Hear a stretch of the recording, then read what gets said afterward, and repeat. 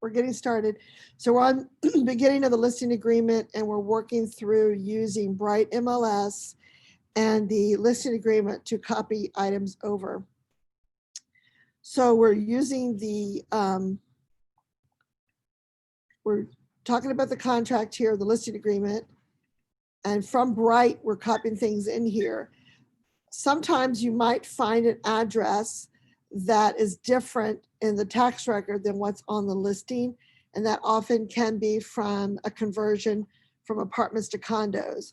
So in the case I had was, we had 1234 Main Street, unit 28 here. And then over here, we wrote also known as number 302. Okay. So it matched the tax record. The tax record is the known as, or The listing was the known as. Okay. So the listing agent herself, in this particular case, had never even been to the unit because she was listing through a property management company, had no clue that there was a difference. We got there looking for unit 28, and the only unit that had the lockbox on it was 302. And as we were getting ready to knock on the door, the lady opened the door, and I'm like, "Are you unit 28? She goes, "I don't know why it says that, but I've always lived here and it's been 302, for a couple of years." So I contacted, we went ahead and saw the property. I did my lockbox key and stuff, and I talked, I let the agent, she goes, "Are you sure you're in the right place?" I'm like, "Yes, I'm in the right place.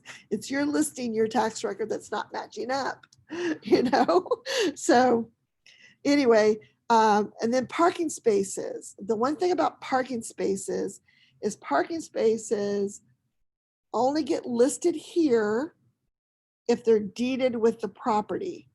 And most parking spaces are deeded with the property in condos. Not all condos have deeded parking spaces, but a condo so like, some of the high rises that people first buy into, they buy a condo that automatically has one parking spot deeded with it. So the condo unit 100 has a parking spot, say number 1, that's deeded with it, okay? That's a group that's sold together. So you would have, 1234 Main Street, unit 100, parking spot 1, okay? Because that's what the deed says. When you open up the deed, it says, and the legal description will say PS for parking space, okay? It may also say SB for storage bin or SU for storage unit. So in some complexes you have in those basements, you have those storage box cages, right? And that's deeded with the property, okay? And then sometimes when you first go into a building, or other times, people will buy extra parking spaces, extra storage bins from somebody. Those are not necessarily deeded with the property. They're separate units. Years ago, we used to laugh in the early 2000s, and people would get so excited because they'd call the listing agent and say, "Hey, I found a place in Arlington for $50,000. I want to go see it." It's like, "It's a parking spot." Yeah. It's a parking spot. And you're like, "No, it's a parking spot. It's a parking spot." There's no unit for that price. To confirm, when there's a specific spot allocated, like spot, like 347 or whatever, if it's open parking, it will not be. Like if you just get a parking pass, you can park anywhere. Correct. It's not on. Correct. Assigned parking, open parking is not on the deed. So you do not put that parking space number in here. You could be in an HOA situation, townhouse, even a condo that does not have deeded parking. It's just open parking, or you have an assigned spot. Or in some cases, you just have a parking pass that lets you park wherever, okay? I had a client in Centerville, and when he bought the place, it was said in the HOA documents that he had spot 102 and spot 102. So closer to the units, and these were townhouses, they had parking spots around near the homes. Then further away at a distance was a larger parking spot area, okay? So he was told he had parking spots 102 and 102. One was close to his unit, one was further away. His first weekend there, his car got towed. because somewhere along the way in that complex, because the person that had lived at unit 102 before only had one car, never used the 102 spot, and someone on that HOA board had given someone else that parking spot. So when his vehicle got towed, he went through this whole challenge, and because in the HOA documents, it doesn't say that it's guaranteed, he actually lost. He ended up having to pay all those fines himself. This complex has those truck drivers trolling every night to look for violations. So what they went ahead and did was they took everyone's extra spots away until they could figure it out, because nobody was matching up with what was supposed to be promised. It was a mess. It was a mess. Because if your best friend's on the board and you slip them some money and say, hey, I want that parking spot, and when the house transfers, who's to say they can't give it to you? So that's why we don't list them here, because it means nothing. So if you have an assigned spot from a condo association, that does not come on. It does not go on here. Assigned spots from a condo association does not go on your listing agreement. It does not go on the transfer because it's not deeded. Now, where you can put it is online on the listing. You could say, please park in spot 133. You could say that that's what's assigned right now, but when property changes, the buyer has to go to the condo or the HOA association and do their paperwork. And at that point, they may very well say, well, your parking spot number has changed. Someone else has put a request in because that unit's closer to their house for some reason.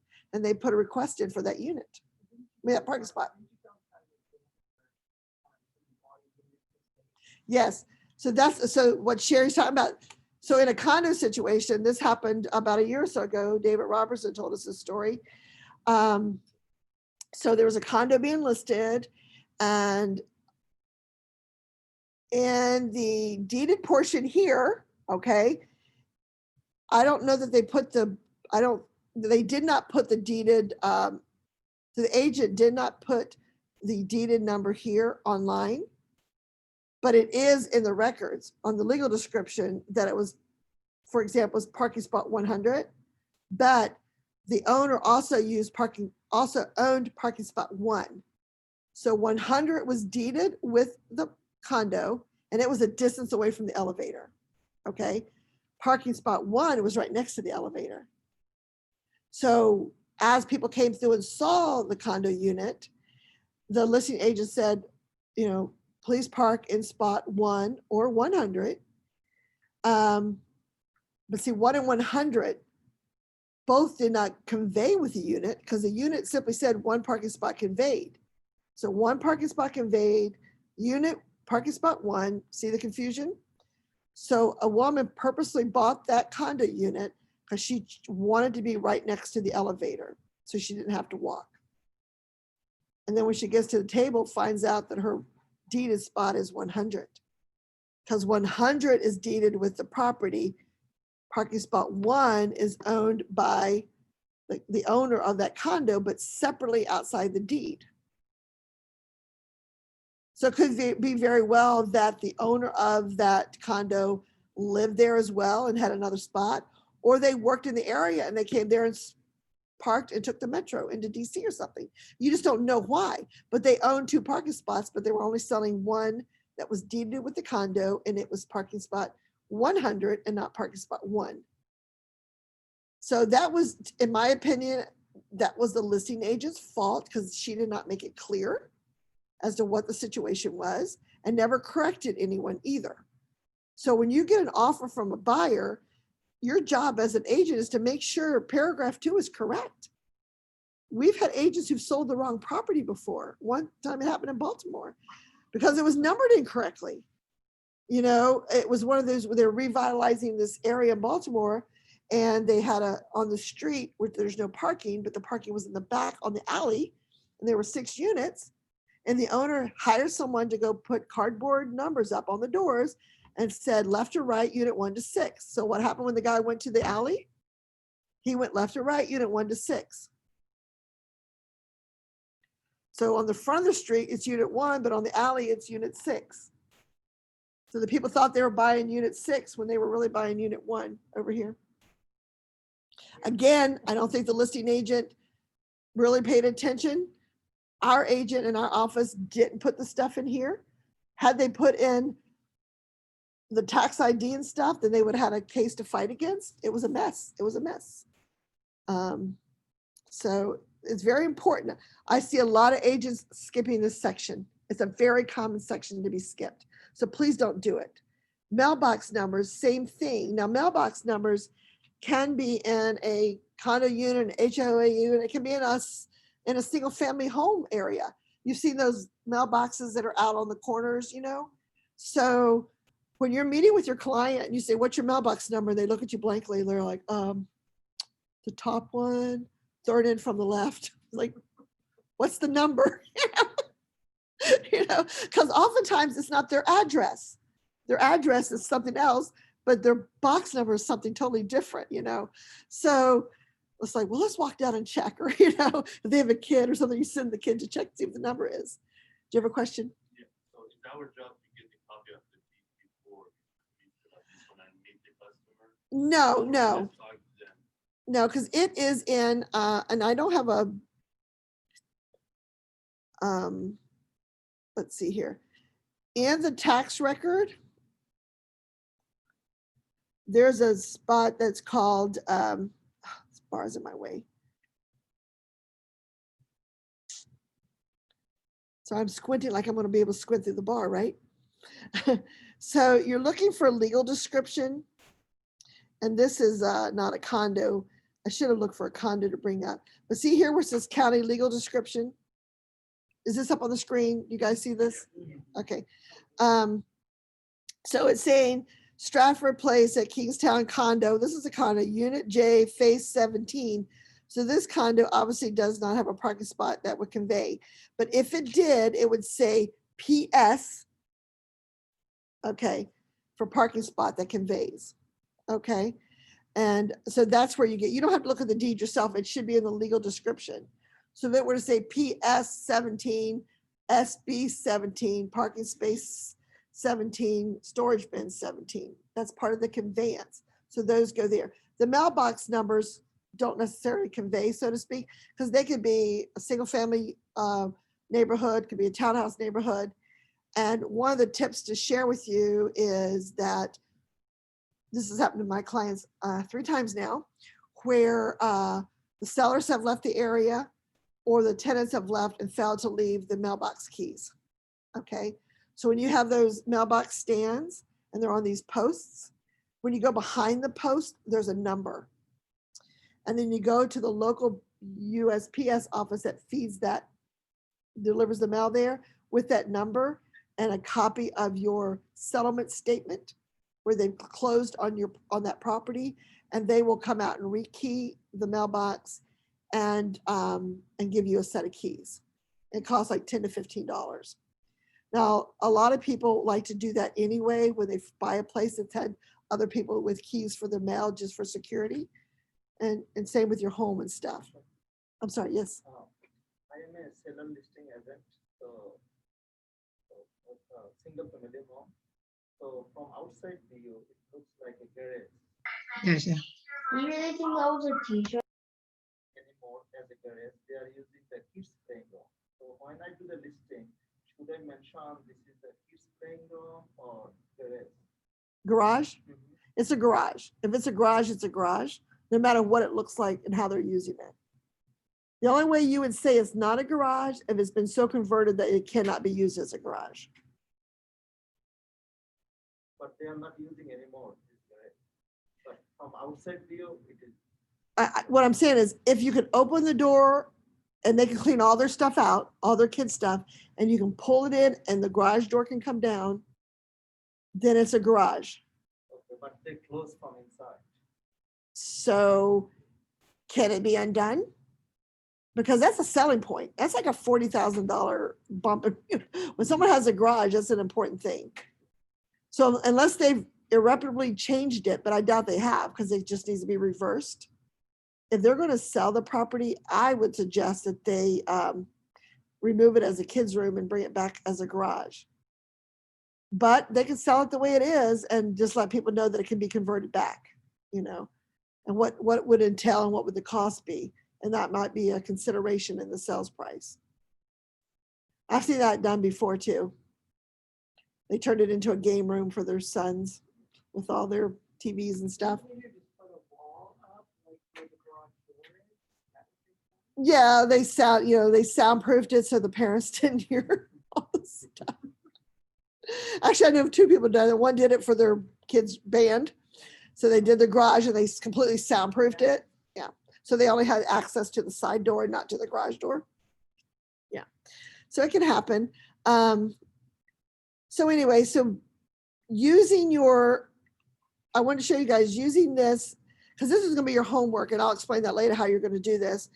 But using the listing agreement and the tax record so when you're putting a listing agreement together, you're going to use a tax record, but that property may have been listed 4 or 5 years ago.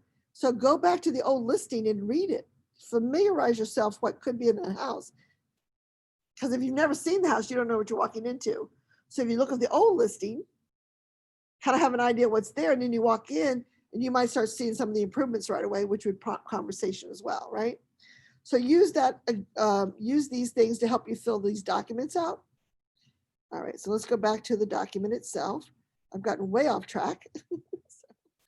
But for those who don't have the MLS right now, you've not seen it.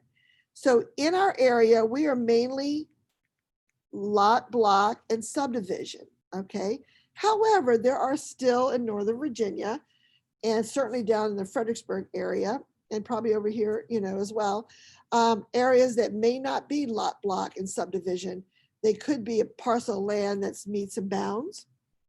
So if you've ever seen a deed that says, take 211 to such and such road to the big oak tree and go 100 degrees and then turn left at the maple, those type of things do really exist out there. So that's the description down here. And, but we're using lot, blocks, and subdivisions. So again, going back to your tax record, you're looking for those things. Now, not every tax record has all these spaces. Not all of them have lots, not all of them have blocks, but you're looking for it. County or municipality. If you're in the city of Alexandria, then it's city of Alexandria. If you're in Alexandria, that's Fairfax County, then it's Fairfax County, okay? So you're looking for county or municipality here. If you're in the Falls Church City or the city of Falls Church, it's city of Falls Church. Or if you're in Falls Church, that's 22043 zip code, then you're in Fairfax County. So, and that all comes from your tax record. What jurisdiction you're in, that's what goes here. And then deed, book, and page number. So I should have looked at that when we were over there. So you see the word a lot for liber, which means book, and folio, which means page. Every jurisdiction, every county, the way they list things, and now the way MLS does it, they pull it in differently. So sometimes you're like, I can't even find that. Like here, year built up here. I've seen some tax records where it's somewhere else, okay? So here we've got book. So what this means that if someone were to go to the county, and let's say this was not on the computer. The olden days, you would go to the county and they say, oh, that's in book 22,853. And they go to the vault and they get out this book and they bring it to you. And some of them are huge. And then they say, now go to page 1254. And you turn the pages over. I've had to do this down in Albemarle County and Nelson County. And you go, and that's where you find the deed and all the accompanying documents, the plat and everything for that property. Now most of it's online and it's quicker and easier. But here again, this is more assurance that you're buying the right property. Okay. So when something gets transferred and the deed gets transferred, it's often put into a different book and a different page. Okay. So that's where you get that information from. And when you get online, it says book and liber, folio, or page. So here you would just do the book number and a hash mark, a slash mark, and then the page number. So that's just more assurance. And this is all stuff you can do prior to meeting your client because you're going from the tax record. Your client doesn't have to provide that. Okay, and then meets and bounds. If you have to use meets and bounds, then you're going to attach the survey. Okay. MLS description. They added this a couple years ago, and I can tell you my daughter was thankful for it. Growing up with me working with agents and I used to transaction coordinate, and I would be trying to put something in the MLS for them at night, and all of a sudden I have to know if there's an attic or not, and they didn't give me that information. Or I had to know, they might tell me there was a basement, but they failed to tell me what type of basement, what the stairs were, what the exit was. So this is important because this, some agents aren't as thorough with it online. And so sometimes you don't get this necessarily from the tax record. So when you go do your listing, basement type, sometimes there's a basement where you can't get out at all. So it's connected stairs only. Some, you can only get into it. I've seen some homes where there's no connected stairs, but there's a basement that has an external entrance. So all that matters how it's described on your listing. So when you're walking through with your clients and getting all this stuff filled out, it helps you when you're putting your listing together, especially when you start to become a really busy listing agent and you have 2 or 3 properties. I've called many a listing agent. They're like, I have no clue. I don't even remember what the basement looked like, back in the day. So when Elisa used to walk around with me and I would do measurements, she would run around and she'd say, Mama, I found the attic. It's in the master bedroom and it's that little 2x2. So there's no pull down stairs, So, you'd ask those questions. So, so you want to find out what that information is because you need it when you're entering it in online. You need to know this information. So don't skip over it. You shouldn't skip over any of this. It's here for a reason. Okay. Because if you put down that there is a basement and there isn't a basement, that's a big deal. Now, by the way, when you enter into a property from ground level and it's a garage here and a room here, maybe a bathroom, that is not a basement. A basement is subterranean or partially subterranean, okay? So that is a ground level entry. It can be known as your lower level. And then your main level is where your kitchen usually is, and that's upper level. And then you may have an upper level and an upper level 2 even, or an upper level 3, or you could have 2 lower levels. So your main level is normally considered where your kitchen, living room is, and then depending on how many below and how many above. I mean, I don't know if some of you have shown a 5-story townhouse. It's a lot of fun. But, especially when there's no elevator. But, so be careful. When you walk in from ground level, that is not a basement. Okay. So you don't call that a basement. It's the lower level. Okay. Lower level does not equal a basement, but a basement is a lower level. Okay. Yes. I have one experience. This is usually the single house. Dump is not the here for this. Like for the house. Usually all of them for single house you see first floor and top floor. But this is different. This is all bedroom is 1 level and first floor have a kitchen. So that's a split. Yeah. So split levels, you can have like up to 5 or 6 levels in a split, depending on the size of the split. So anything below ground is even partially below. So if you have a raised rambler where you have lights in the basement, so you have a 1-level home that has a basement. So a raised rambler means that there's lighting around, so it's partially underground and you've got lights. So it's a 1-level rambler. So you have a basement and then you've got the house on top of it. Okay.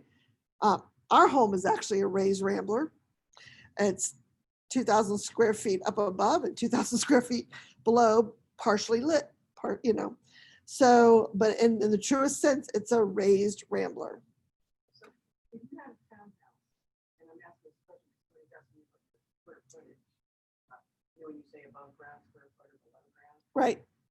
And you park here, you go up, considerable amount of steps, come in on the main level, but there's also, like where the garage is down here. So when you're coming in on that main level, that's how you come in, is up all these steps Right. outside. That clearly is the main level. Is that considered? That's above ground square footage. It should have been counted as above So ground. that from that garage up should have been counted as all above ground? Correct. Okay. Now, some counties count things differently. So it's a county to county. So like in Fauquier County, for example, I've got clients who have a 3-story home, basement, 2 stories, and they have a full ensuite bedroom, bathroom, everything in the basement. But if you look at the county record, it doesn't reflect that bathroom or that bedroom. It doesn't recognize it. It doesn't even recognize the square footage. It's just their policies. But when you put it online, you recognize it. It's a legal bedroom. It's a legal bathroom. It's just not recognized by the county. Okay, so that. And it's not taxed by the county. All been considered, it's above the ground, Right. even though the steps to the main level are up here. Correct. And When this it's is above ground, like I talked about, a 3-story townhouse where you walk into the garage and then you walk up a set of steps to the main level, inside or outside. Yes, that should be above ground square footage because it's above ground, right? So, and every county is a little bit different. So, and that's why you take your tape measure and you measure, and that's part of your homework too, is to buy yourselves a laser tape measure. Hey Deb, I have a question about that. Go ahead.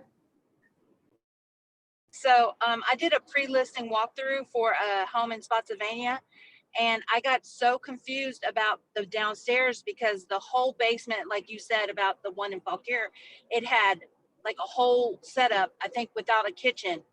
And the windows, I don't know what the size of the windows were, but how do I know if it would be considered a bedroom that I can advertise on Bright? Like, would it be considered a bedroom when I do a contract or when I show somebody? You know, how do I know if that county acknowledges it?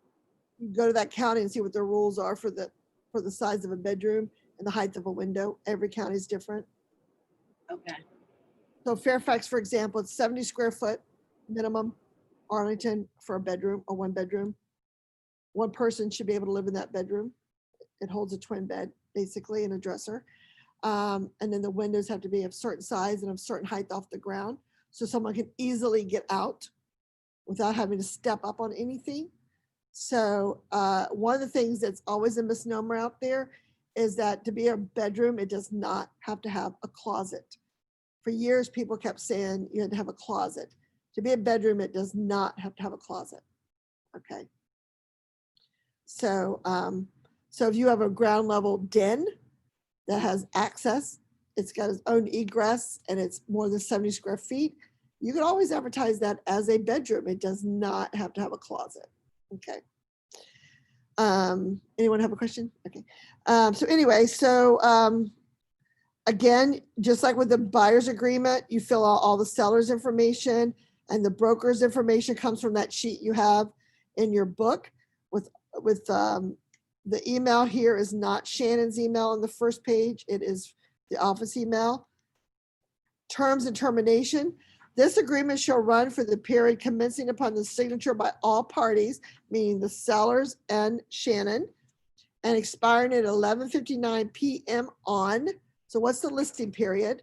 Now for a listing, you minimum of 3 months. You need to, even in a seller's market, you list it, contract gets ratified, etc. But it can be as long as you and your client agree to it. Especially because you're going to meet the client, you're going to give them some advice, you're going to encourage them to clean out. So you might have a listing agreement a month or 2 before it actually ever goes on the market. You might have a client contact you now and says, I want to put my house on the market in the spring. And you say, well, pre-COVID, the spring used to start the day after the Super Bowl. That's always kind of been a joke. But so when you say the spring, are you looking at March? What's your time frame? And then you back it up with them, and you get your listing agreement signed, You make sure you have enough time in that listing agreement, and then you start working through the goal. Well, we want to have our holidays normal, and we're not going to pack up till after the holidays. But in the meantime, that type of thing. So you think about that. Okay, so if a sales contract for property is ratified during the listing period, which provides for a settlement date beyond listing period, this agreement shall extend automatically until final disposition of the sales contract. Okay. Now, again, I would calendar myself for my expiration date, back it up a couple weeks and make sure I update it with my client. Do you guys need a 5-minute break? Okay, take a 5-minute break till 11:15. And then I think lunch is supposed to be here at 12, and then we'll take like a 10-minute then. We're getting lunch? Yes, we're getting lunch. Jay's coming? For those that are here, we're getting lunch. Oh, man. You got Hey, some? Deb, Yes. I'm so sorry. I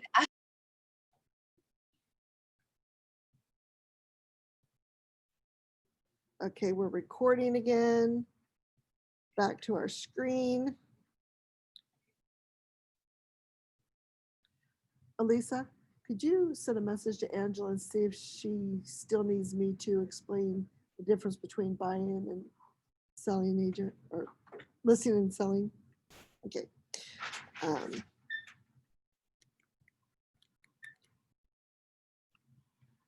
Okay, so now one of the things that we want to go back over to this term agreement. Do you see anywhere in here where it says you can terminate your agreement? So unlike the buyer's agreement that you can mutually terminate, it doesn't say in here that you can. Okay, so just kind of hold on to that right now. List price. So when you're putting a listing agreement together, things you have to have, absolutely must, to be able to ratify an agreement as a start date, an ending date, and a price. So for years, many agents, when you were going to say, take an agreement now to put something on in the springtime, you don't know what the list price might be, they were putting in TBD, to be determined.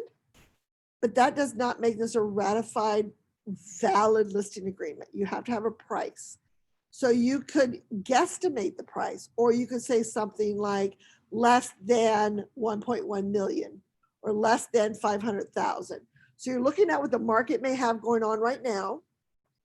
And you can project out that in the neighborhood, they're selling for, 480 or whatever, and your client wants to do all this work. So you might say less than 500,000, okay? That's okay, because you're not gonna go above, that's a price. You're looking for it, so you could do that, but you cannot put TBD. Can you put a range? You can put a range, yes. You can put a range like 400 to 550,000. Yes, you can do that as well. Then when it comes time to put it on the market, that's when you'll use your listing amendment to solidify what the sales price will be and have your client agree to it, okay? And we'll get to those documents later, but there's a listing amendment that allows you to change what this agreement is saying. And sometimes you might use multiple listing agreements to change terms of the agreement, okay? Debbie, can I ask only one question? One moment. Yessie asked is the listing amendment what they use when they reduce the price? And the answer is yes. That's what you do. When you're your client and you've talked your client into reducing their price, you have to do a listing amendment and reduce the price. Go ahead, Veronica. So when you list a property on MLS, right? And let's say when you list something you wrong, right? Who is responsible? Is the agent responsible? Because I read when I list the property and right MLS, it says that, not everything can be accurate. So who is responsible is something that you wrong and right MLS and. Well, there's a difference between a typo, being mistaken, and purposely misleading somebody. So you are in the agreement with MLS. So it is your responsibility to have accurate information. Okay. It is your responsibility to get that information from your client. So depending on what it is, You know, if you say it's 5 bedrooms and it's really only 4, you know, someone would probably report you to MLS and they would ask you to correct your listing. Unless there's some way you can prove that it is. You know, so like in my clients in Warrington, that happened with them, an agent called and said, you know, tax record says there's only 4 bedrooms and you have listed at 5. And I had explained to that agent that yes, in Fauquier County, they don't in their tax record, Any? but it is a legal bedroom in Fauquier County. So there wasn't a mistake. A mistake is putting in, so let's say you put in that there's garage door openers and there's not, because your client uses the electronic. This happened about 1.5 years ago. David Robertson talks about it. A listing agent had put that there were 2 garage door openers on the listing and put it on MLS. Her clients actually signed it because they didn't know what the remote control meant on the listing. She saw 2 garages. She put down 2 garage doors, 2 garage remotes, replicated it online in Bright. The house sold. The buyers are asking at the table, where's the garage door openers? The listing agent looks at calls the sellers and says, did you guys not leave the garage door openers? They're like, what garage door openers? Our cars are all programmed. So that listing agent had to then go out and buy garage door openers for that garage and get it to the buyers. Okay, that was their mistake. You know, because they failed. So that's a good reminder. I'm glad that came up. When you do see garages, you have garage door openers or not, okay? And if someone says, oh, we have some, but we're not sure if they work, then say, no, I don't have them, you know? So the same thing is with the conveyance. So let's say you're wrong, that is no gas, but you know, something you're wrong when you do the conveyance, and is the agent, the listing agent responsibility to be sure that if Yes. something is different, you are in charge, right? So another story, one of our listing agents about 10 years ago, I was right after the market crashed. She had a client who bought a property in Reston. And I don't think she was the buyer's agent. She was their listing agent about 1.5 years later. And for some reason, that buyer was never aware that they actually lived on a septic system. Now, how that happened is beyond me. But when the market's moving fast, so she bought it in the height of the market, probably gave up home inspection and everything. So the buyer herself had no idea that she did not have public sewer. So when they did the listing paperwork, she never told the listing agent that she had a septic system because she herself was not aware of it, okay? The listing agent was newer, did not know that the little green box in the backyard was the septic system. So it was never listed in MLS with the septic system.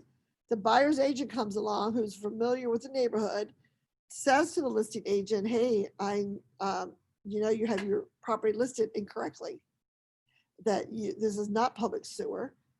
And in order to connect to public sewer, it was like $100,000, okay? He said, let's just correct it and give my client $2,000 back in credit, and that was it. He didn't report her. They worked out a deal, and the agent, that listing agent or the buyer's agent got some credit for his buyer because of the mistake. Okay. So again, we're all new, you're newer in the business and you may not know what an electronic air filter is. You may not know this stuff. It's not your job necessarily to scope out and investigate your client's home. It's your responsibility to talk to them. And in this particular case, the seller herself was ignorant of the fact that she had a septic system and was not on a sewer system. I think she rented it out, if I remember correctly. I think it was an investment property for her, so unless you're familiar what a septic system is, you have no idea. Your commode flushes, your water flushes, and fortunately it didn't overfill during that time. So, but she didn't, but she had public water, see? So you can have public water, but be on a septic system. You don't always have to have a well with a septic system. a quick follow-up question. When you are offering, you are a buyer agent. If you follow the like a listing agent, the listing agent is like missing something like as you know, there is things like ice maker, like a built-in microwave. That's how it's gonna convey the buyer agent. Okay, so the question was, as a buyer's agent, you're filling out an offer and you realize the listing agent has missed something like an ice maker or built-in microwave. Could be one of two things. Could be that the microwave really doesn't work and it's just sitting there as a piece of dead hardware. That's why it's not listed. Okay, if I was a buyer's agent and I saw that, I would call the listing agent up and say, I noticed that your listing doesn't mention a built-in microwave, yet there's one sitting there. Oh yeah, it doesn't work. Or it works half the time, but we're not listing it. Okay, as a buyer's agent, I would ask that that be removed, first of all, and just taken out completely before, as part of my offer. An ice maker could be that the refrigerator's sitting there and you see the slot that has the water and ice, or you open it up and you see the ice maker inside, but it may not be plumbed. That means it's not connected to a water supply. So therefore, it's not an ice maker. It has the capability of being a refrigerator with an ice maker, but it's not plumbed in. Therefore, it's not listed with an ice maker. So if you ever run into that situation, and you may, because you might have someone who had to go out and buy a refrigerator and they had no choice but to buy a refrigerator that had that ice maker function out there, but they didn't want the expense of trying to get it to the plumbing. Okay, they never had an ice maker. They didn't care to have it plumbed. It was going to cost too much to try to run the line. Then it's just sitting there and you're listing it as a refrigerator. Now I would put in the agent to agent or the remarks that the refrigerator has an ice making function, though it's not plumbed.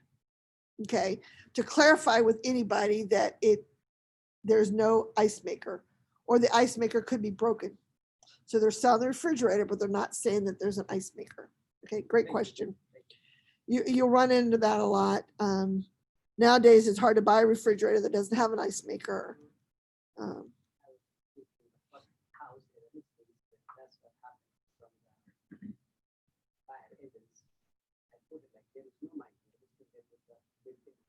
Yeah.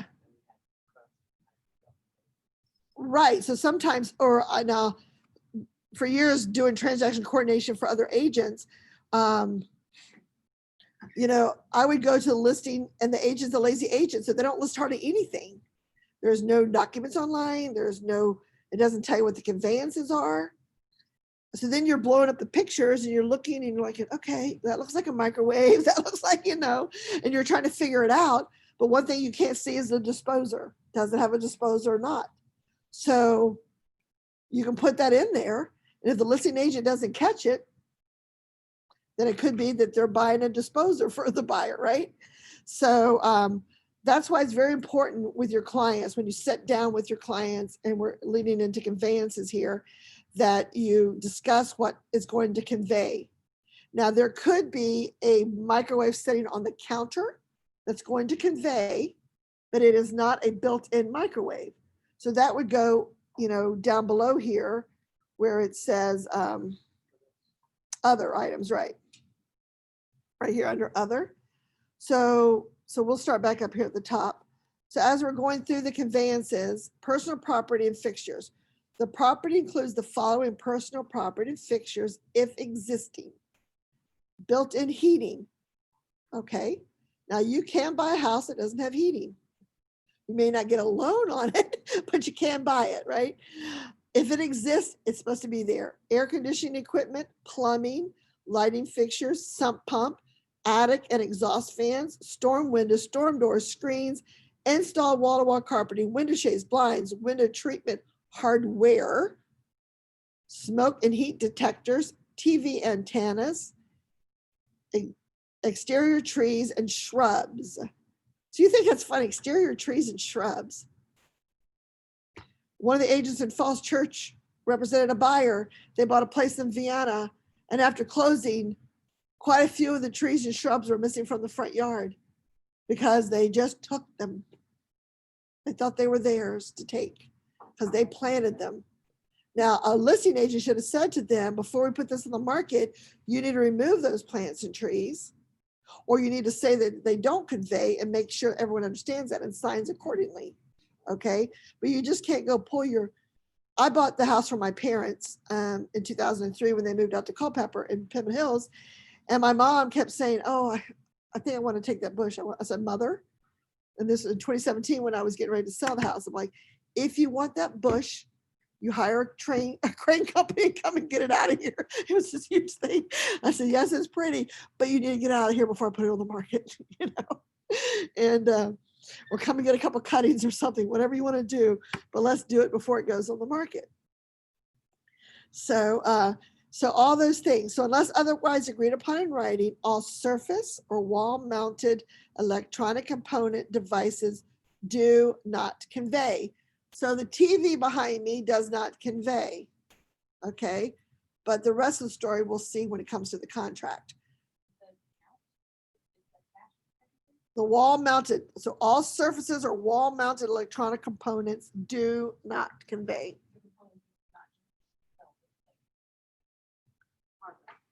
The components, not the hardware. So spoiler alert for the contract. What the contract says, the wall mounted, the brackets stay. Okay, and that's newer in the age of the flat screen and wall mounted TVs and stuff. Okay, so the wall mount stays, but the electronic devices attached to it do not convey unless otherwise agreed upon in writing. So you might have a seller that says, "Oh, that's old school. That's 3 years old. It's out of date." You know, we'll just leave it for the buyers. Only if the buyers want it can they leave it. Same with pool tables, pianos, hot tubs, all that stuff. You as a buyer may not want that satellite dish on your roof, because now that neighborhood has Comcast or Fios or Cox or whatever, where before all they had the choice was Dish or DirecTV or something, and that satellite dish is still sitting there. So just because the listing agent says, "Oh, it conveys," the buyer can say, "I don't want it to convey.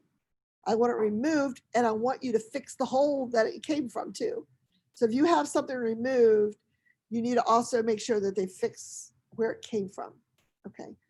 Because when someone removes the satellite dish that's attached to the top of the house, there's something they're leaving there if it's a void, right? Where it's been screwed to, attached to, right? You want those holes filled in and fixed. So again, that's a negotiation thing. So you with your clients, you walk through the home, you know, with this in your hand, or sit there with them at the table and then go through this, okay? And there's a whole new generation of people who don't know about filters. And when we grew up, I know that my dad made sure that we knew how to change oil in a car. We knew how to put gas in a car. We knew how to change our tires. That doesn't mean I'm going to do it, you know, but if I got caught out, you know, somewhere, I could do it if I had to. Okay. Probably not now, but it's been a long time since I learned all that. But, you know, changing the filter. I grew up knowing we had to change the filters in our heating system. So one of the agents just told me a story a couple weeks ago. They're with, and they weren't all that young of a couple in their 30s. And the home inspector is telling them to make sure you get these filters. You change your filters once a month when you pay your mortgage, change your filters. And they just kept standing there. And the home inspector looked at this couple and said, "What's wrong? We don't know what you're talking about. We have no clue what you're talking about." He's like, "The filter to your furnace, what does that mean?"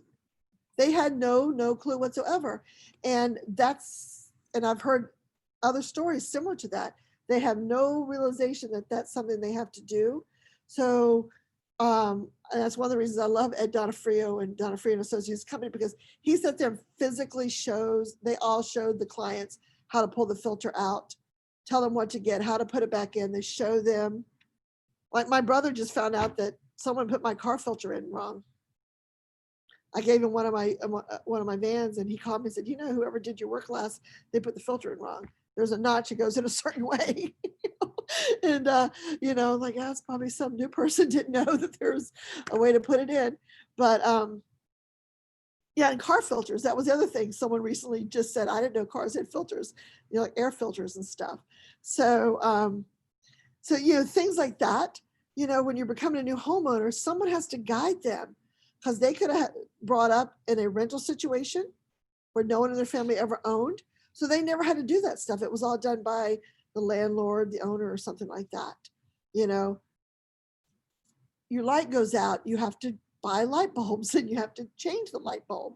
It's not something that's a permanent thing. It has to be changed, that type of thing. So as you work down through this with your client, you need answers yes and answers no. You should do yes and no and replicate it online. Do not leave it blank. On the listing agreement is one thing, but when it comes to the contract, do not leave anything blank. You don't want someone to come back behind you and put a yes in when it's not, okay? And then if there's more than one, so ceiling fan, when you're going through the home with your client, you walk through and you count how many ceiling fans there are, including the ones on the veranda outside, on the deck, on the screened in front porch. How many ceiling fans are there? And you put that number there, okay? Now, if your client says, oh, yeah, that ceiling fan's going with me, that cost me $300. It's a special ceiling fan. It's got the remote controls and this and that. It can tilt. Say, okay, well, before we go on the market, please remove that and put up something that matches the room. Don't remove a ceiling fan that's got 45-inch blades to one that's got, especially after the pictures are taken, it looks terrible. But, and this all happens to us, but you, whatever's there, you want it to convey. Like you go into this home that's got a 2-story grand foyer entrance and you've got this huge chandelier, right? And it's in the pictures. And when the people come and show the house, it's the chandelier's there. And it says online that there's going to be a chandelier conveying, or light fixtures conveying. And then what happens after closing, they see the chandelier that's half the size. Well, that family wanted that big, long chandelier, and they bought a smaller one. Okay. Yes, there's a chandelier, but that's misrepresentation, So be very careful. If someone's really, and one of our clients had a listing, or one of our agents had a listing in Vienna years ago, and the chandelier was a family heirloom. Okay, it needs to come down and get packed away. It needs to be moved, and something that's acceptable for that size and type of home needs to be put there. Okay. Or you have to say there's no chandelier, there's no lighting for your 2-story grand foyer. And how does that look, right? So central vacuum, some of you may have never heard this term before.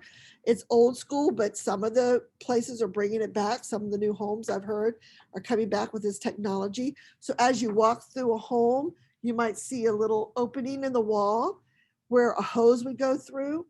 So the collection bag, if you will, could be like in a basement. And you walk through the home and several rooms will have a place to connect your hose to. You vacuum that room and move on, but there's no collection in what you're walking through with. You don't see those too often, but every now and again, they could come up. Clothes dryer and washer, if they're conveying, you say yes. Now here, you don't have to say that it's a front load or anything. But online, there's an option to say front load or what have you. So you can make yourself notes about that on a separate sheet of paper, so that when you do start entering in your listing in MLS, you will know that it's a front load machine. Okay. Cooktop. Now, cooktop stove is when there is a cooking element, whether it's gas, flat, electric, or whatever, that is sunk into the counter, that is not attached to an oven, okay? That's a cooktop. Now, there could be an oven underneath it. That's a wall-mounted oven, because on Food Network, they have ovens underneath their counters, and they stand there and they bend down and pop it in there. So that's become popular, having that oven underneath the counter. even though the stove top could be here and the oven over here, that's a stove, a cooktop, and a wall oven, okay? When you go to the third column over and it's a stove or range, the reason there's two separate words is because different parts of our country, in the English United States, we refer to it as different. Growing up, I would often hear people refer to it as the range, okay? The stove or the range. So a stove or range is when you have a cooking surface where you put pots and pans, and then you have an oven component with it. Okay, they're attached as one piece. You would pull it out of the wall as one unit. Okay, now it doesn't mean the oven has to be below the stove. There are some units where the oven's above the stove, and a heating or warming bin can be below the cooking surface, and it could be an up and down piece that comes out. One of my clients bought a place in Culpeper, and they thought it was a weird looking microwave. I'm like, oh, no, that's your oven up there. Down here is your warming bin. It's not an oven, it's just warms. And so, it was a antique piece. They had it replaced, but it was interesting, they'd never seen one. My grandmother in West Virginia used to have one like that. So, so different things. So make sure cooktop. Now, it doesn't mean that you don't have a stove and range and a cooktop. In some of these gourmet kitchens, you can have both. And I've been to kitchens that have a cooktop, a wall oven, a convection oven, a built-in microwave, and a stove. Okay, I've seen all of them in there. Okay, and you would add all those. But just be careful when you're putting in, and I've seen a lot of mistakes lately. I've written a couple offers recently where I've had to call the listing agent and say, is it a cooktop or is it a stove? Because the pictures to me look like a stove, and well, you cook on top of it. I'm like, yeah, but that's not a cooktop,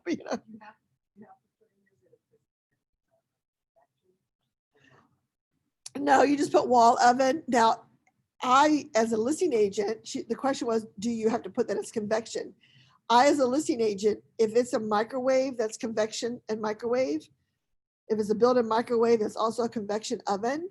I add that in, certainly in the notes to the clients, to the public, so people understand that it's also a convection oven. And that way people can educate themselves on the convection oven, which reminds me, brings up a part as a listing agent. One of the things I like to do, and I learned this from someone years ago, is I say to my clients when we're there after we go to their kitchen, and everyone has a junk drawer. Please don't deny that you don't have a junk drawer. We all have a junk drawer somewhere, right? And we have it in the kitchen somewhere. It's usually the first one away from the stove or the sink is our collected. So I always say, let's find a drawer that you don't need use of on a regular basis, clean it out, whatever's in there. And as you start packing up things, everything that you need to convey to the buyer, put in that drawer. Okay. So as they are going through their bookshelves and their other drawers, their desks, oh, here's the manual for the convection oven, throw it in that drawer. Here's the stove manual, throw it in that drawer, unless you have one of those people that keep notebooks of all that stuff and that they just hand you that notebook over. That's also great.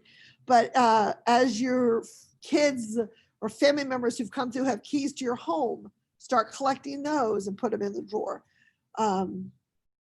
Garage door openers, as you get close to closing time, put those in the drawer. So ideally then what happens is on the day of closing, the buyer's agent comes through, you communicate with the buyer's agent, say all the keys and garage door openers, etc., are in such and such drawer in the kitchen. Please feel free to take the one from the lockbox and give to your client after closing. Okay, because we're often doing split settlements now. We're doing Zoom settlements. So no one's going to walk around with a Ziploc bag full of keys and garage door openers and all this stuff, right?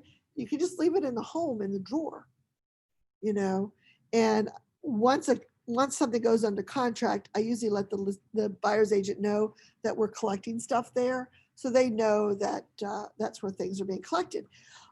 You also have to say to your client, okay, you've got 3 entrances to your home. Are they all the same key? Oh, no. Okay, we need the keys to access all those places. You're shed outside. So you start having to help them think through this. Okay. So you as a listing agent, as you get more experience and you're walking through homes, then you start seeing things like this. Okay. Dishwasher. Okay. Disposer, that is in your sink, and you flip a switch, you run water, and it grinds your food. A disposer or disposal, it goes by both names. You do not often see them in a home with a septic system. It's just not a good idea to have that food in your septic field. It just adds to what has to be processed. So you don't often see them in a home with but you may. So if you have a home that has a septic system, always double check to see if there is a working disposal. Now you might look and see, oh, it looks like there's a disposer here, but if it doesn't work, then you don't list it as working. They don't generally put them in with, septic tank. They generally do not put them in with septic tanks. Yeah, our house has it, but It could look like you have one, but you really don't. right, it could look like you have one, but you don't. You can look underneath the sink to see if there's a thing there. Yeah, it's just not good to have that in your septic field. Electronic air filter. I don't know if your heating device has one. I'm going to ask you, and you and your client needs to investigate that. If in doubt, say no. It's better to say no and then have it than say yes and not have it, right? Fireplace, screens, and doors. So you go into a home that has a fireplace. Is it an open hearth or does it have a screen, glass or screen? Is that conveying? Oh, no, that was my great-grandmother's antique fireplace screen. Okay, great. Let's move it out of the way. It's not going to be in the pictures. There's no chance of anyone thinking it's going to convey. Do they need to replace it with a screen? No, but they could. Okay, is it a fireplace that's wood burning or gas or electric? So you need to know that. And if it's gas, is there a gas log that goes along with it? Is it functioning? I've been to 2 listings recently that the fireplaces have been closed down and not used. The people that live there have never used them. So they're not going to guarantee anything about them. They're not going to guarantee the chimney. They've owned the house for 10 years. It's never been used.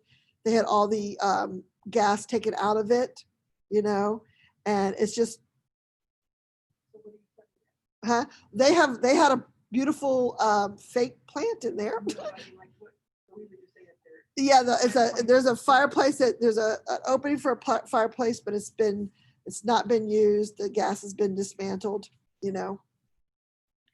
Some counties don't allow wood burning, so that's another thing too. If a client says, well, this is gas, I don't want a gas, I want a wood burning fire, well, you need to investigate if you're allowed to have one. Yeah. So are there cases where there's a house existing and now the county's going to allow it? Well, I think that would be a grandfather situation. If someone has a wood burning, they've changed the laws.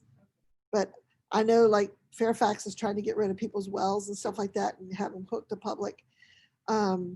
Freezer. So the freezer here is not the freezer, top of the middle column, is not the freezer that's part of your refrigerator.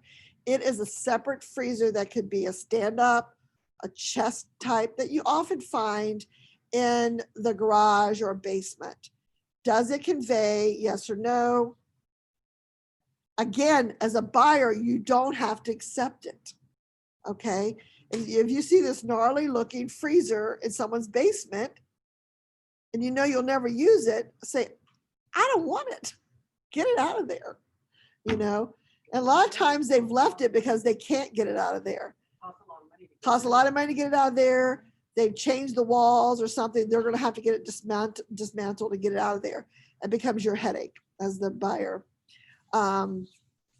Looks like lunch is arriving. We'll wrap up here in a few minutes. Furnace humidifier, is not one. A garage door opener, is there a garage door opener? And is it a remote? Again, it could be that there's a garage door opener. It's electronic, okay? But there's no physical remotes because you have to set your car to it, okay? So you might be someone who doesn't have a car that has that capability. So the buyer would then need to choose to buy the remotes. Yes, ma'am. On the furnace unit, Uh-huh, So that's just the humidifier. right. Separate piece than the Yeah, the furnace humidifier is a separate piece attached to the furnace. It's not the HVAC system itself. It's a humidifier that's attached to the furnace, right? Again, the gas law goes along with the fireplace. Hot tub, equipment and cover. Okay, does your buyer want it? If not, and they want it removed and it's on the deck, my suggestion is under other, you would say on the contract, not in this part, but you would say seller to remove hot tub and fixed deck, decking to match, type thing. And talk to your broker about the right wording that you make sure you're covered. But, if you don't want that hot tub in the cover, then you don't want it and you want it to be removed. Intercom systems, there again, they're in the wall. So what the law says, like intercom and alarm systems, if this is an alarm system and it's, this is not very thick, but let's say this is twice this thickness and this is what sticks out from the wall. So the rest of it's inside the wall. So there's a hole in the wall. Someone's cut drywall out to stick this alarm system or this intercom system in. And you as a buyer don't want to buy it. And you say, we don't want the alarm system or we don't want the intercom system. So what you're saying to the seller in truth is that you don't want the device. So the device comes out. But because the hole in the wall was there, when you saw the property, it just happened to have something sitting in it. The hole in the wall stays there unless you as the buyer ask it to be fixed. Now, if you simply say, cover up the hole in the wall, they can get, were you in that class? So they can simply go get one of those little devices that are plastic that has those little spring load things that come in so many sizes. And they can just pop that in there and you just got this little plastic cover, it looks like an outlet cover. It's just there on your wall. Okay. Because you've asked them to cover up the hole and they did cover it up. They could have put duct tape on it and they would have been legal, right? If you really wanted someone to do that, you would have to say, fill it in with drywall, sand and paint it. You have to be very specific, okay? So again, there's intercoms in homes that people never use. Most people don't touch them and just leave them because of the wall repair. They have to fix that.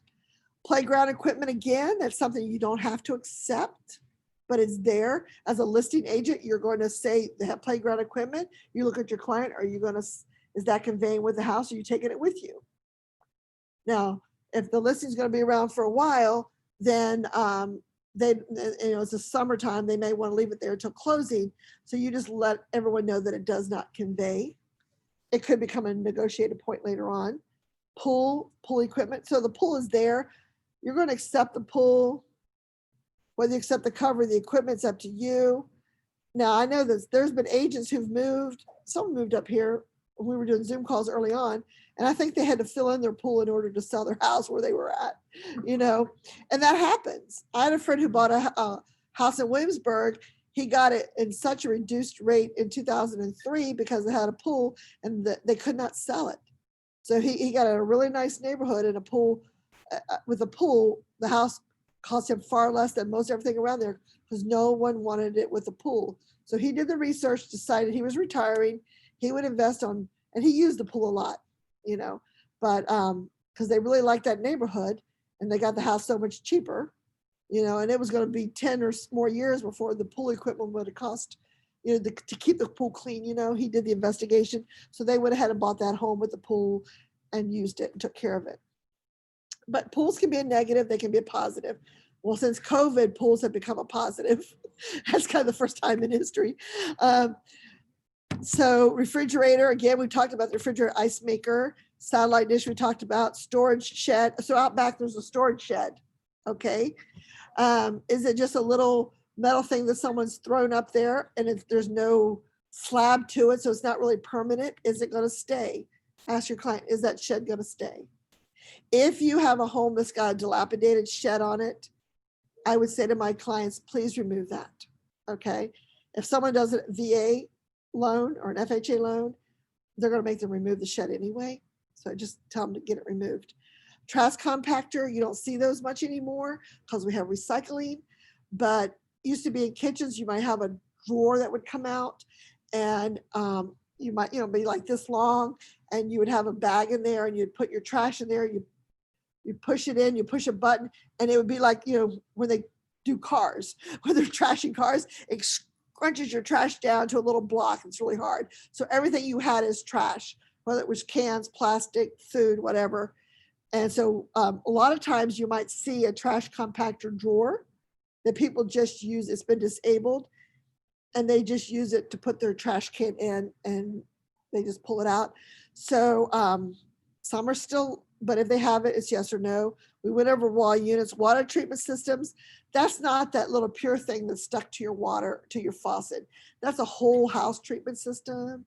Like Culligan's one of them, and other companies where they're treating your water, either a purification system for the whole house or a water softener. That's what that is. And does that convey? So it could be that the equipment itself is conveying, same with the alarm and same with like say a propane tank. The equipment is conveying, but the service is not conveying, okay? So when you have a water treatment system, you're having a service that comes out and changes it out or whatever. Window treatments. Window treatments means the blinds and the shades. Are they conveying? Okay, yes or no? And they're supposed to convey. Now the brackets have to. So if your client says, no, I'm taking my curtains and I want the brackets, I bought those to go with those curtains, great. Take them down, fix the wall before we go on the market, okay? Once it's on the market and they're there, they have to convey, okay? A wood stove is a stove that burns wood. Sometimes they could be setting, like in a fireplace that's been disabled, someone could have a wood burning stove sitting there. Also, you might see a stove that's called, what's the word? Pellet, little pellet stoves. So it wouldn't be a wood burning stove, that would go under other, a pellet stove. Is it gonna convey or not? And if so, then it's there, okay? If not, then you need to put a notice on there that the wood stove does not convey. And same with other things. I've had clients who, I've had 3 clients now who've moved, different varying age ranges, and they did not like what was on the market for their stove or the washers and dryers. So they took what they had. And so the house was conveyed without washer and dryer, without stove. And you can sell a home without appliances, and a lender lends without appliances. But you just have to say, you put something on there that says does not convey. It's on the listing that it doesn't convey, but you physically put something that they see. Are you our lender from Movement Mortgage? Yes, ma'am. Would you like to come and say hi? Yes, absolutely. Hi, everybody. So those of you who are online, I'm going to let, what's your name? Jay. Jay, I'm going to let Jay sit here and let me stop sharing. He can talk to you about the company. I'm sorry, you guys don't get to have lunch with us, but what can I say? Huh? Yeah, well, no, Jay can record. Go ahead, Jay. Okay, how's everybody doing? You want to talk to the camera so they can see you? There you Sure, go. sure. They don't want to see this, do they?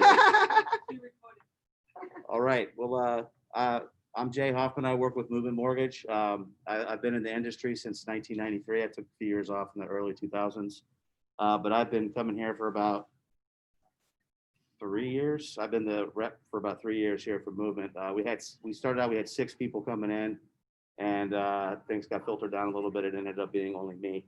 So I'm very thankful for that. What I like to do for you guys is be a resource for you for anything mortgage related, or anything related, anything I could do to help answer questions. I've talked to Drew. We're going to set up a Zoom call where I can kind of give you some hints on how to verbally pre-qualify a customer. Some questions that you may ask that kind of will make it easier once you're turning the lead over to whoever your lender is. I have felt that that's going to be very helpful. And briefly, it's just 3 things. It's how much money do you have? have you had a job for 2 years, and do you pay your bills on time? Those are the 3 questions that people like me need to know before we talk to your people.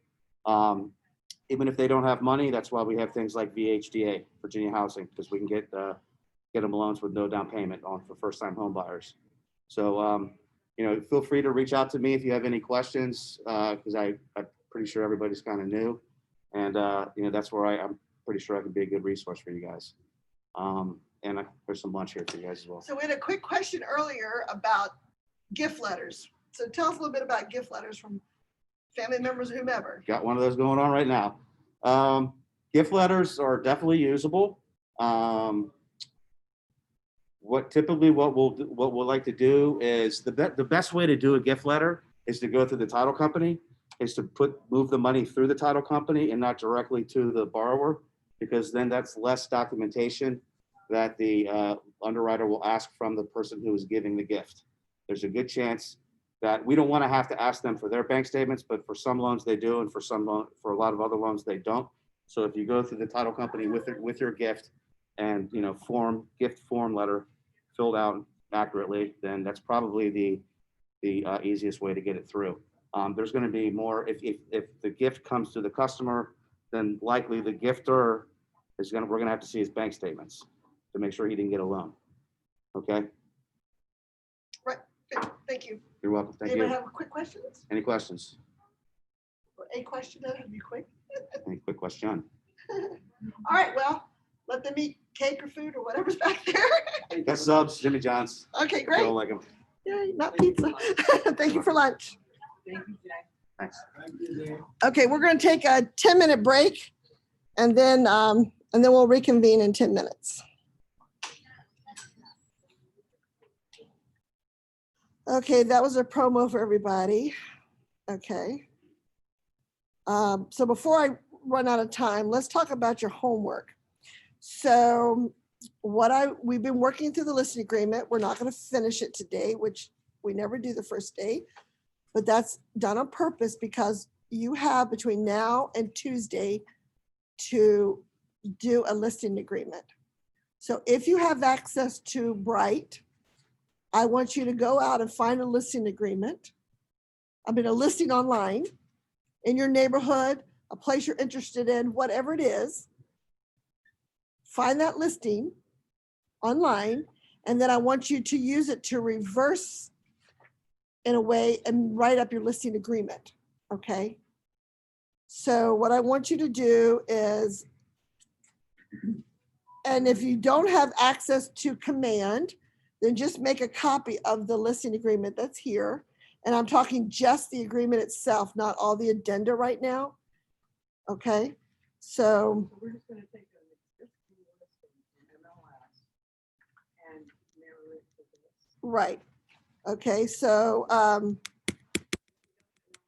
so if you don't have MLS, you're to send me an email. Tell me what neighborhood you're looking in, and I'll send you one. Okay.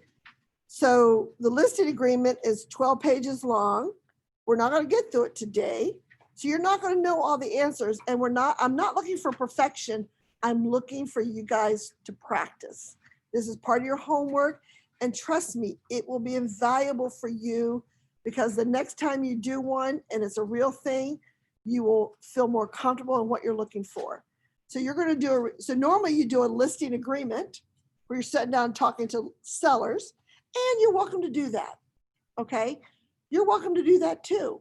Most people are shy about that. I prefer it that way, that you find someone, a friend or family member, and you go talk to them in person as if you're doing it. But if you're not comfortable doing that, then you can go out to Bright, find a listing that's in Bright, and then use that information that you glean from there to fill out a listing agreement. Okay. But if you're really up to it and want to do it, and before, this is what used to be the homework, but people didn't have someone they could lean on or whatever. And I don't care if it's a condo. I really don't. It could be your own home. You know, sit down with your child and say, hi. You know, it's just practice. And I know you guys script play, right? And with your coaches and stuff. I also would suggest that you go to online to Amazon or go to Home Depot or one of those places and get yourself a laser measurer. There's many different kinds. They're from like 15, 20 bucks up to 40 some bucks. And go get yourself a laser measurer and so you can measure the rooms and learn how to do that, you know. There's different beliefs about that. But if I'm someone looking and my buyer's looking for a property and looking for specific size rooms, I would rather they negate a home because the rooms aren't large enough for them than us go look at it and walk in and say, oh, this room's way too small. You know, because a lot of agents don't put measurements out there anymore because it takes effort, right? It takes time and effort. You're getting paid, people. You should be doing this for your clients. And, you know, I remember in California, my roommate and her son and I were looking for a place to live, and she had a 7-foot couch. It was hard for us to find a place that would hold the couch. And the one place says, well, you can just cover up the fireplace with it. I'm like, aren't you charging us a premium for the fireplace in this rental? Why would we cover it up with the couch? You know, but so, you know, things like that. So that's your homework, is to do these 12 pages with the exclusive right to sell a listing. Either do with someone in person. I'm not going to check your work. You're going to follow along on Tuesday. You're going to turn it into me because I want to see that you've done it. If I see something that's not correct, I'm going to email you directly and say, hey, by the way, it's preferred to do it this way. I'm not going to criticize you because you're going to critique yourself on Tuesday when we finish going through it, and you know, and little things that come up. But it's really just for you to familiarize yourself and not be afraid of the piece of paper. Okay. So either meet someone in person, a friend or family member, and go through it with them. Or if you can't do that, I'll send you a listing that you can use to reverse it. You'll just use what's in the listing to fill this out. Now, it's not going to give you all the answers per se, but it'll give you a good start. Okay. So that's due for class. So let's say 8 p.m. Monday night. Okay, Lisa, 8 p.m. Monday night is homework due time for listing. That's the next category. And we will have 2 prizes for that one. Okay. So we'll do a $25 and a $15 drawing. So who won today? Gail. Okay. Yeah, she's got to send me what she wants. Don't let me forget. Okay. All right, so let's get back to this. Go ahead. You said to do it in command if we. Yes, you can do it in command if you have access to command. Thank you for asking that question. Right, so I've got a lot of Where is it in command? who do not have command, Marty, and some who do. So if you have command, it's better to do it in command because you familiarize yourself with command. So in order to do it in command, you would have to set up a client or yourself. You can set up a dummy client like Larry Lister, you know, and do the opportunity and then get to your DocuSign and get your files. Okay. Now, the objective here is to do the listing agreement, not necessarily practice command. So I don't want you to get hung up and not figure out command and not do the homework. Okay. So Deb, if we don't have access to command at this point, use the hard copy. where do we get? I have one, but I've been writing all over it. The one in the book. Well, I emailed you one, right? I'll check. I'll check. I'll send it. I think I sent it out again last night to everybody. Okay. Yeah, I'll double check. Thanks. So you can just print off from there. And like I said, always keep that handy when you're trying to find something. Control F, Command F to help you find when you're trying to remember something about a deal. I love it. I mean, I use that all the time. Elisa's been with me. She's looked up stuff for me when I'm driving or we pull over or whatever. So, and normally if she's answering on my behalf, she'll let you know she's my scribe, that she's scribing for me. But she's been doing that since she was really young. Yes, Sherry. You know, I still don't think you're on the roster. Is Sherry Welch on the roster? Okay, I'll send it to you. So yeah. So you know, you said that I didn't see your name last night. So okay. Other, so again, other here is when there's something that's not up here, that's part of the conveyances in the home. So it could be a pool table, could be a piano, could be a TV.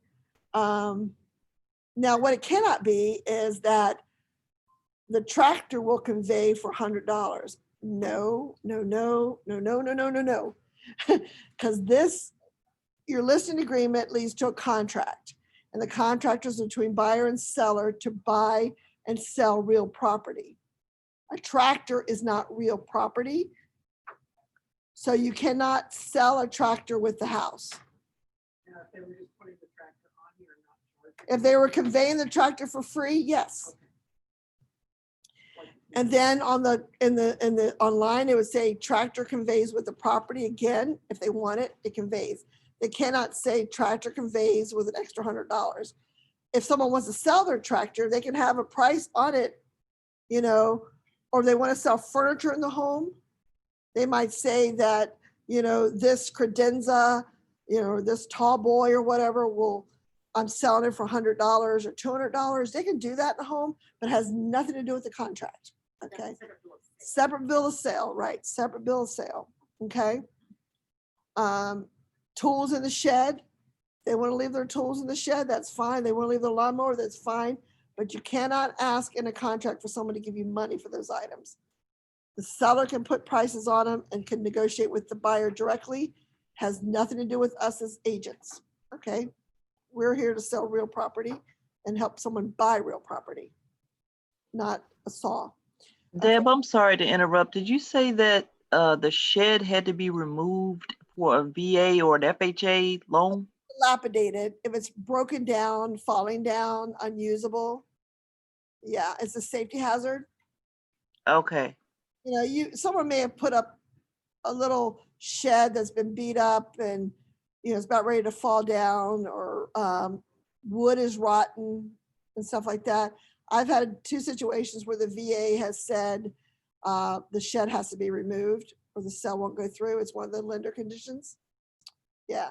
So if it's in really bad shape and it can't be fixed, then I would have them take it down. Same with fencing. Fencing is part of the VA and FHA.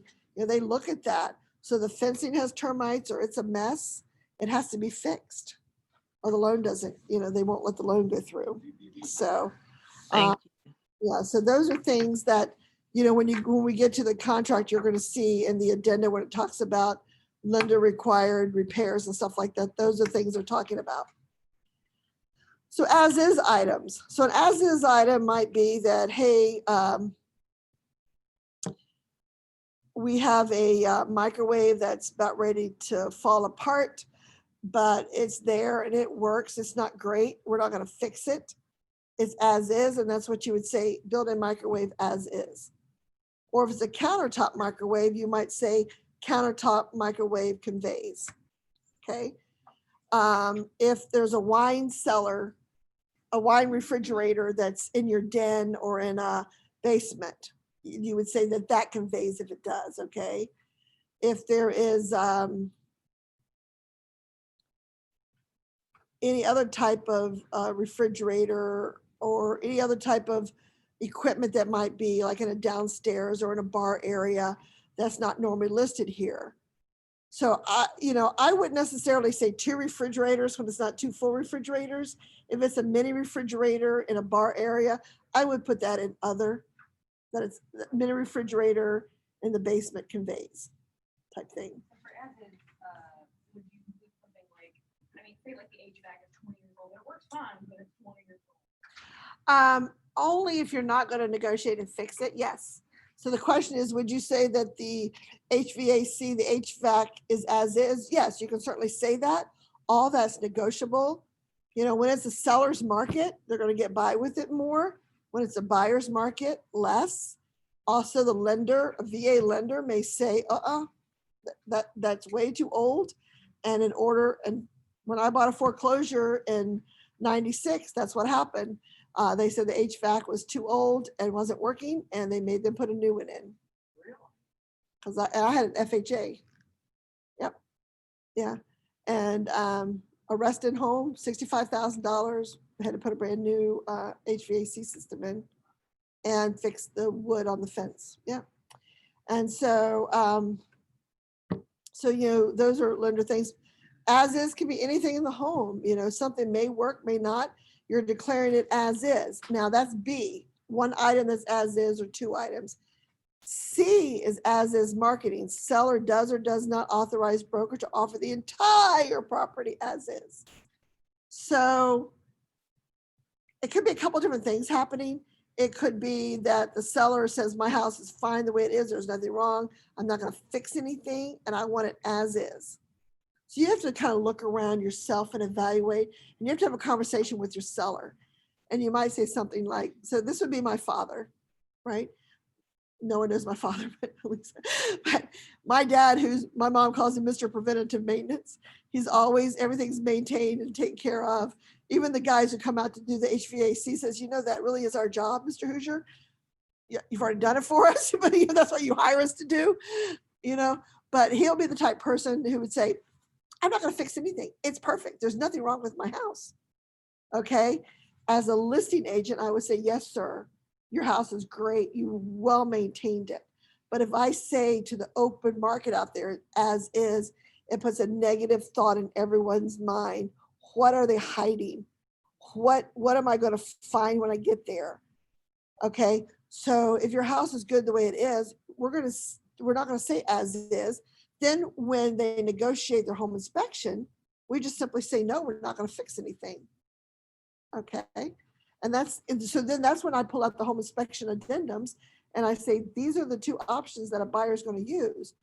They can negotiate or void, or they can void only. And negotiation means they ask for something, and negotiation means you can say no and they can void and we move on.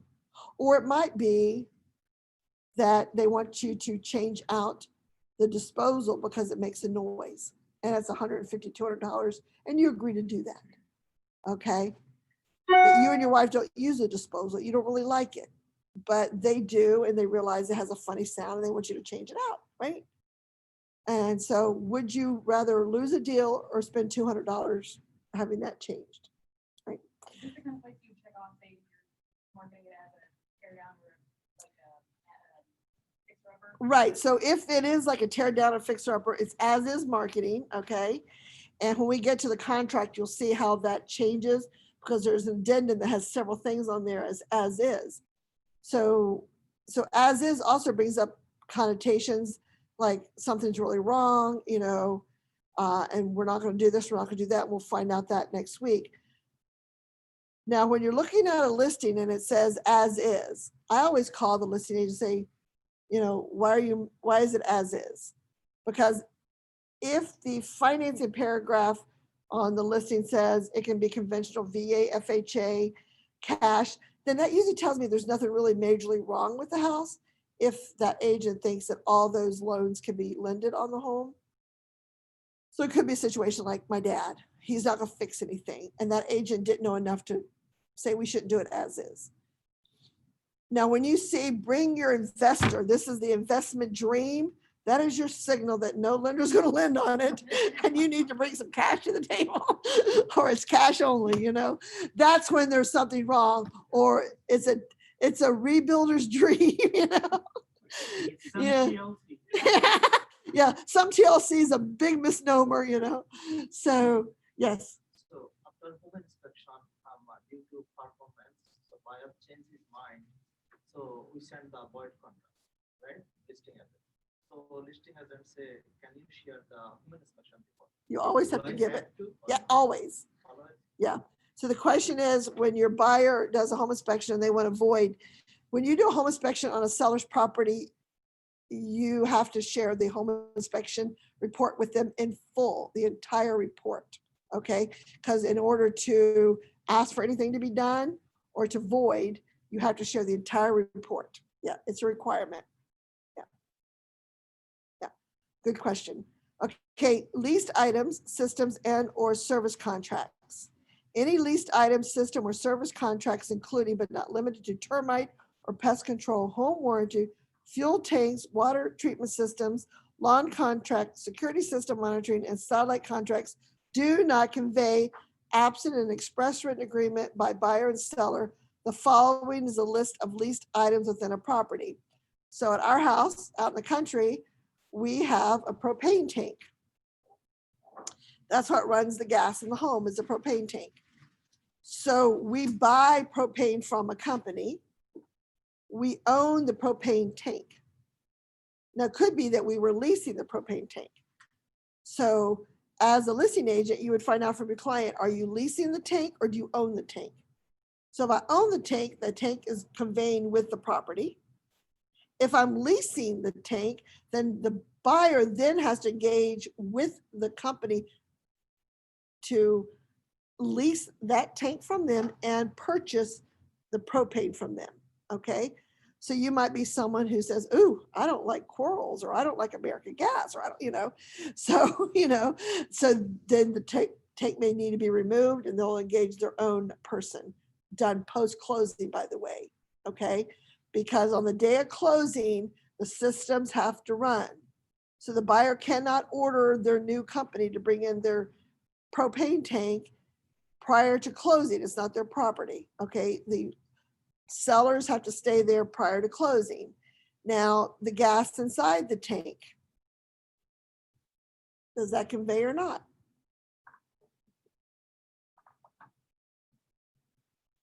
Some sellers are going to say, I just filled that tank up. I want the money for it. It's X amount of dollars. They can, yep. Yeah, they can certainly have the company come and take it out and leave it empty. Probably. As a listing agent, I just encourage them to leave it in good faith and goodwill. But you run into all types of people, I have one real life scenario. So Okay. after the closing, so buyer get the key and they went to the home and they say there is a lock, new lock, There's a what? new lock. A new lock? Yes. Okay. And they put the sign over there, the home is winterized, home winterized. Winterized. Yes. Oh, home Nobody- winterized. Okay. Yes. So they put the big sign over there, my personal house. It was the last year, Okay. right? So, Was it an REO? Was it a foreclosure? no, Okay. so I called the realtor first time and they say, they never had this situation before. So they came right away and they called the seller agent and they came both together to my property. And I called the full 911 and they came also. And when they cut the key and we go inside and everywhere they put the sign, home internet, nobody have access this one. In this situation, what should I do as a buyer or a realtor or something like that? So when you went to, this was on the day of closing? Like day before settlement? The day before settlement? No, day before settlement, I work final throw with my realtor. Everything was okay, Okay. right? After the settlement date, so one day after settlement was done and evening time when I go there, I saw this kind of, Okay. So the seller hired someone to do that? I don't know. So the question is, he went to a settlement on the walkthrough date of the house is fine. When you opened with the later that evening, someone had winterized the whole home. So you would have to call the listing agent, find out what happened, who winterized it, and have it reversed because you did your walkthrough and that's how you accepted the home. So it should have been the responsibility of the listing agent and the seller to bring it back into the non-winterized state. I don't know why a seller would do that, but it could be a situation where it was automatically scheduled to be winterized. If it had been a rental or someone who lived out of the area or something, yeah, that could be it. Like if they were snowbirds who lived in Arizona or Florida during the winter and they had a winterizing schedule. And yeah, that could be it, where they just forgot to stop a winterizing. Yeah, that could be it, something like that. But it's their responsibility. Whoever hires someone to winterize it needs to fix it, right? Yeah. And that's why you go to closing. I was talking to an agent last night and I said, you know, when we get to the contract, you're going to see that you have 7 days before closing to go check out the house and stuff. So the house, and when you do a home inspection, that's the date. If you put that in your contract, that's the date the house should look like, much like it was on the day of home inspection, minus the furniture. So we'll get to that next week in the contract. But yeah. So anyway, so be very careful about leased items. So an alarm system is a leased item. They leave the system there, but you don't have an alarm system until you as a buyer engage. I would also suggest to your buyers that, I know we're doing a listing agreement right now, but when your buyer buys the property, they should have the house rekeyed. They need to call a locksmith and have their home rekeyed. You have no idea who has keys to that property. I mean, the property I bought from my clients, they bought in 1969. I think they changed the key once and I sold in 2017, you know, so, you know, who knows who had keys to that house, you know, so I would hope that those people had, you know, changed the locks. So home warranty. So you're working with your seller, and next week and the following week, we're going to have a couple home warranty companies coming on who are going to sponsor some of your homework assignments.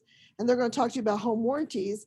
But home warranty could be an advantage for your seller. They offer it to the buyer. It doesn't mean there's anything wrong with the home, but it could cover the seller during the listing period, depending on how they buy the home warranty. And they offer it to the buyer. So the seller has a home warranty during the listing period, and then it conveys to the buyer for 1 year at settlement. So you can ask your, you know, and have the documentation either electronically or in person with them and say, you know, this could cover it. So if their home warranty, if they have a home warranty and during the home inspection period, it comes out that the garbage disposal is not working well, well, depends on how they purchased their home warranty, it may be covered under that. So they would pay the deductible and have a new garbage disposal put in or fixed type thing. So utilities, again, just like the story I told you guys about the septic system, you know. I have worked on offers before where I've known that neighborhood or I've known that unit, and all of a sudden I'll see gas and I'm thinking that whole building's electric. Where's the gas coming from? You know, so the listing agent, did they check something wrong, or they assume they had gas, or they just didn't know? You know, so, you know, but you basically, you're going off what the listing agent says, and but you know, if you're walking through the house and you don't see that there's gas anywhere, then you might question that listing agent. Where's the gas at? I don't see gas anywhere. The heating, the water system doesn't appear to be gas. So heating system, gas, oil, electric, heat pumps, other, propane. So for gas here, assume natural gas. If it's some other type of gas, then put under other, and like in my case, propane. Okay. Do I have more than one heating zone in my home? So you might have a home that has two air conditioning systems, two HVA systems. One might cover the main level and the lower level, and one might cover an upper level or two upper levels. You know, because of the size of the home, one HVAC system will not cool down or heat the home. Okay, so you might have two zones. So you need to mark that down. Okay. And back up to conveyances, there might be a home that only has a one zone that's a larger home, and maybe they've converted the attic into a loft area, and they've run the heat up there, but they don't have the air conditioning up there. It's not strong enough to cool the attic, and they may have a window unit, AC window unit. So does that AC window unit convey or not convey? You know, that's one of the conveyances I missed when we were talking. Window unit for AC. So again, when you're talking about septic, you say to your clients, okay, appears you have a septic system. Is it a private septic? Is it public? How many bedrooms does it perk for? PERC, perk. That means that if it perks for 4 bedrooms, roughly 8 people could live there and function normally with the septic system in a reasonable amount of time, okay? like 2 people per bedroom roughly. So does it perk for that many people to live there? Because if it only perks for a 3-bedroom, then that means you can't build a 6-bedroom house on there. Okay, because it can't handle the load of the people. It's not enough capacity to take in that much flushing and showering and stuff. Okay, because they have to clean them out periodically. They have to come and get the refuse out. Okay, and then what type of system is it? Is a community, conventional, alternative, experimental? I'm not an expert. It's my clients. I'm going to ask them if they don't know. Okay, well, who do you use for your septic system? Let's call and find out what type of septic system you have. Okay. I have no idea. I don't even like the word experimental. If they don't use septic, is it just blank? I'm sorry? If they do not use septic, do we just leave that blank? Correct. If they do not use septic, you leave it blank. You don't have to fill anything in, nor do you have to strike it out. Great question, Marty. So, and same with water. Is it public, private well, or community well? Okay. I know this place they're trying to build out near us, decade or more ago, they put in big community wells. So they're going to build, I'm like, they're going to build 800 units and they're going to use those 2 little wells over there. It's like, really? Is that what they're going to do? But that's what you need to know, because what is your capacity? What's going to be your limit to water? We've had the well run dry at our house. So it happens. Okay, so the Code of Virginia requires seller to disclose whether the on-site septic system serving the property is operating under a waiver of repair and or maintenance requirements imposed by the State Board of Health. If the septic system is operating pursuant to a waiver, then the seller must provide the buyer with a disclosure regarding validity of septic system permit prior to contract ratification. Okay, that means you cannot as a seller ratify a contract if you know you're operating under a waiver and need to provide some specific information, which means there could be something slightly wrong with it. And they're waiving the fix because it might be grandfathered or something. Recently, one of the agents out of Fredericksburg, there's a septic system, pump system that's attached to it because the septic system is below the actual field. So it has to pump up stuff to the field. So that's one of those exceptions. It's not gravity flowing. So they have to have documentation pertaining to that the buyer has to be given so they can make an educated decision whether they want to move forward or not. Are they taking on that headache, whatever's involved in that headache? Okay. And seller represents that the septic system is or is not operating under a waiver for the State Board of Health.